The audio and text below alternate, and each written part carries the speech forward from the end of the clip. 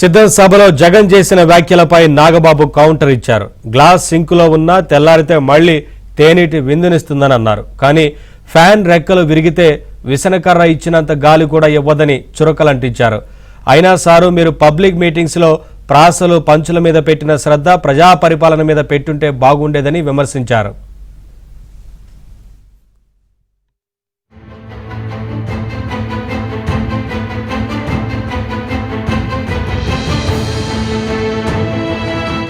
సిద్ధం సభలో జగన్ చేసిన వ్యాఖ్యలపై నాగబాబు కౌంటర్ ఇచ్చారు. గ్లాస్ సింకులో ఉన్న తెల్లారితే మళ్లీ తేనీటి విందునిస్తుందని అన్నారు. కానీ ఫ్యాన్ రెక్కలు విరిగితే విసనకర్ర ఇచ్చినంత గాలి కూడా ఇవ్వదని చురకలంటించారు.